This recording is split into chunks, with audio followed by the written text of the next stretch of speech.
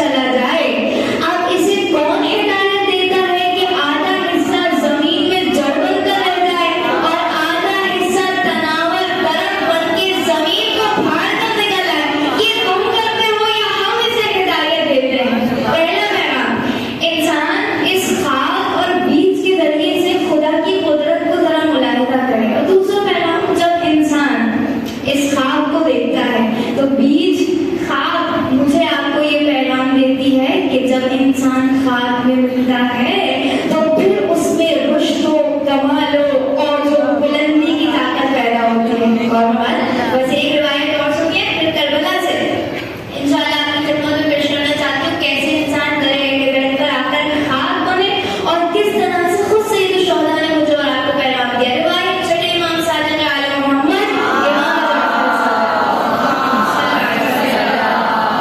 محمد وآل محمد باجل. چھٹے امام اپنے شاگردوں کی بس میں ہیں اور آپ سب جانتے ہیں کہ چھٹے امام وہ کہ جن کے 40,000 جو تھے شاگرد تھے کس انداز سے ہر جگہ سے دنیا بھر سے آتے تھے فیض علم حاصل کرتے تھے اور پھر اس اوج و مقام پر پہنچتے تھے کہ اپنی اپنی فیلڈ کے ماہر بنتے جاتے تھے. لیکن ان سب کے امام کون ہیں؟ چھٹے امام جعفر صادق علیہ السلام. بس ایک مرتبہ اپنے شاگردوں میں موجود ہیں اور سوال کیا کہ بتاؤ اتنے عرصے ہمارے ساتھ ہماری شاگردی میں رہے ہو کسی نے ہم سے کچھ سیکھا؟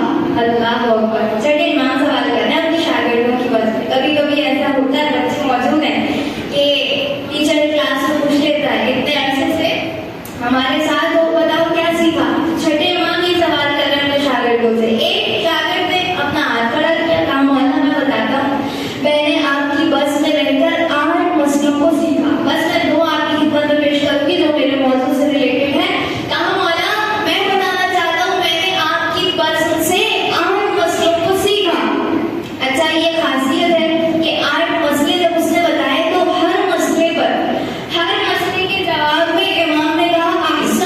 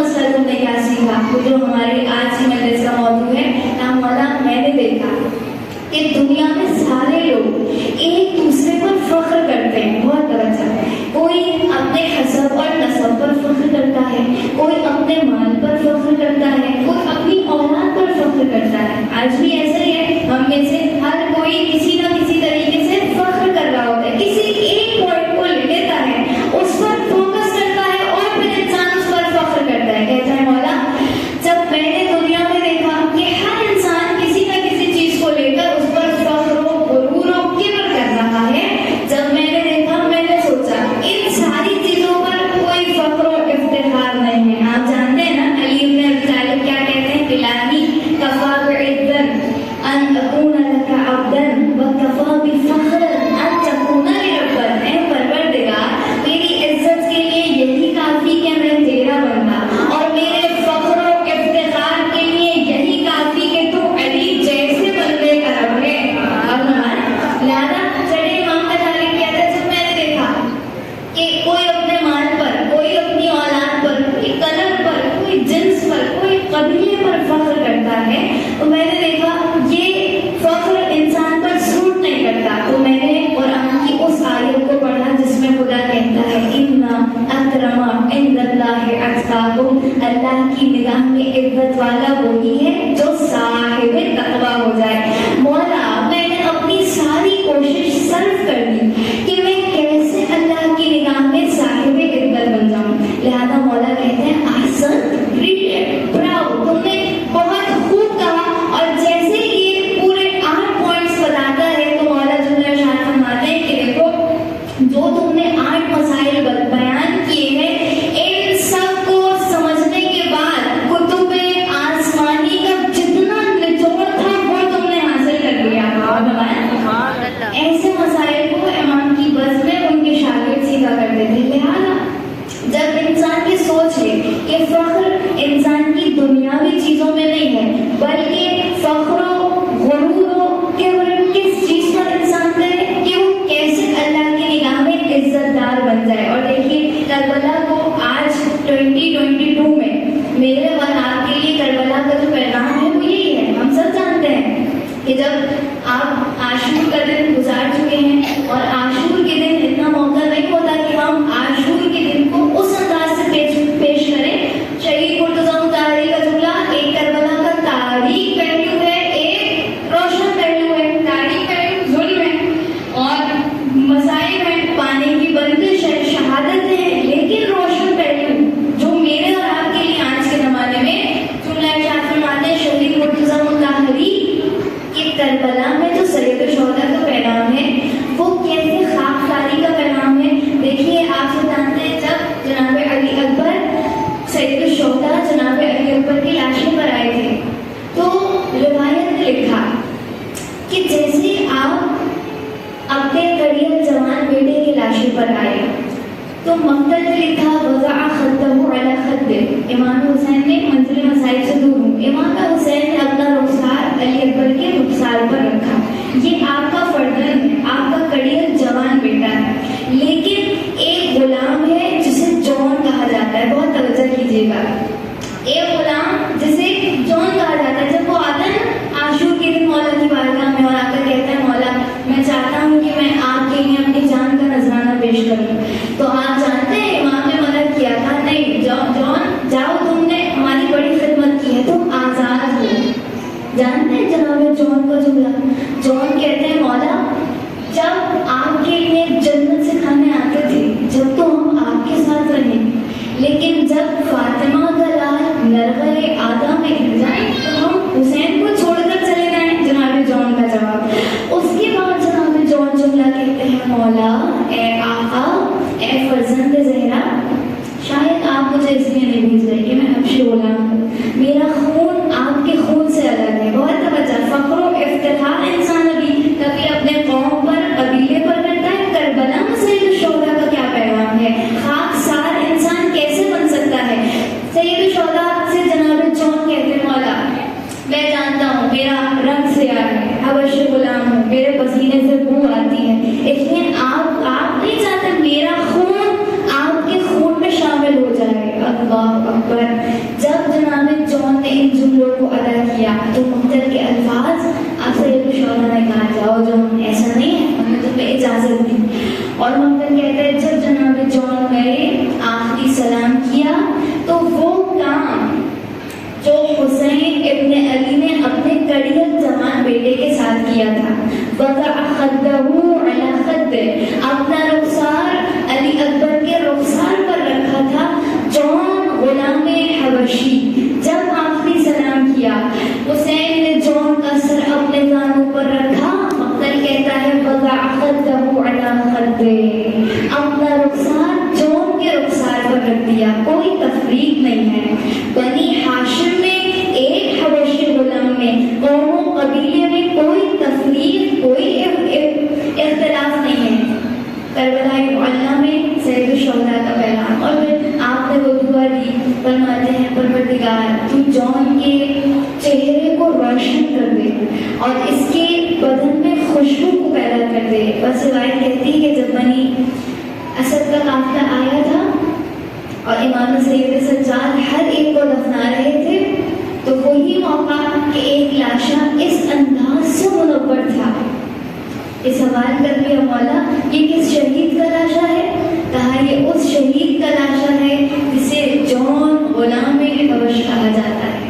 اور پھر امام فرماتے ہیں یہی وہ موقع تھا کہ جناب جون کا چہرہ روشن بھی تھا، منور بھی تھا، اور ایک بھینی بھینی خوشبو تھی جو اس لاشے سے اٹھ رہی تھی. اور فرمایا لہذا خاکسار انسان جب بنتا ہے تو پروردگار عالم اسے کمال عطا کرتا ہے کہ اس کی خاک کو سونے میں تبدیل کر دیا کرتا ہے. ہم اس مشورہ پر آئے ہیں مٹی سے سونا بننے کے لیے انشاءاللہ. پروردگار عالم انشاءاللہ ہماری عبادت قبول فرمائے. اور آئیے آج 21 محرم کی تاریخ ہے اور آپ لوگ جانتے ہیں کل سید الشہداء کا 10ویں کا دن گزر چکا، سویم آپ منا چکے، اور اب یہ وہ ایام کہ جب اسیروں کا قافلہ راہ کوفہ اور شام میں ہے.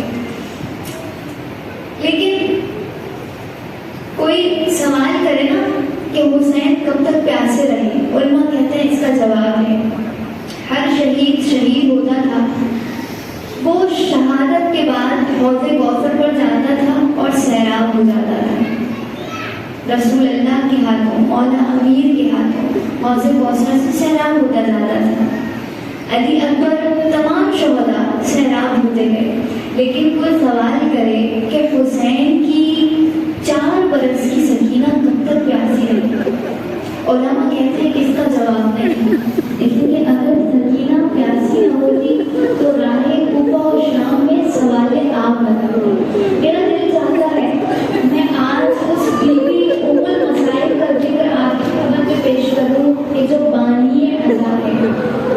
آپ جانتے ہیں نا 5 برس خلافت جناب امیر المؤمنین کے وقتوں میں جناب زینب کبریٰ شہزادی بن کر کوفے میں رہی تھی. 5 برس آپ نے تبلیغ کی ہے. مفسر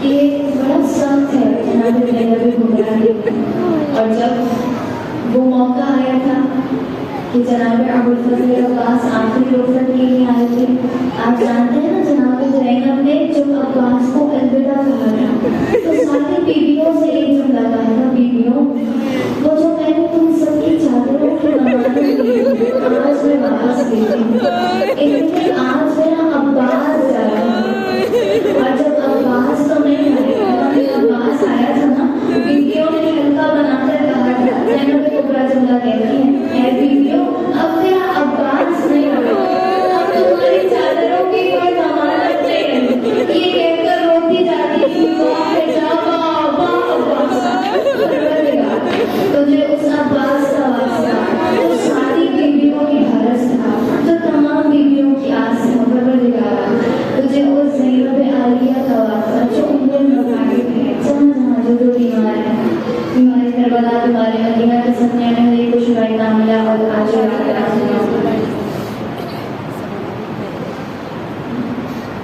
پروردگار اعلیٰ محمد مرتضیٰ کو شفائے کام محمد حیدر کو شفائے کام لڑوا جل عطا فرما، جتنے مریض ہیں پروردگار اعلیٰ ہر ایک کو شفائے کام ملا اور عاجل عطا فرما، پروردگار جو جو منبر سے التماس دعا کہتا ہے ہر ایک کی حاجت کو عبادت قبول مقبول فرما، پروردگار ہماری مجلس حاضرین مجلس کی ہر حاجت کو عبادت میں قبول و مقبول فرما، پروردگار جو بے روزگار ہیں ہر ایک کو روزگار عطا فرما، ہمارے جتنے بے گناہ اسیر قیدی ہیں سکینہ کی اسیری کی صدقے میں ہر ایک کو رہائی عطا فرما، پروردگار ہماری ادائیگی کو اپنی بارگاہ میں قبول فرما، ہمارے تمام مرحومین کی مغفرت فرما،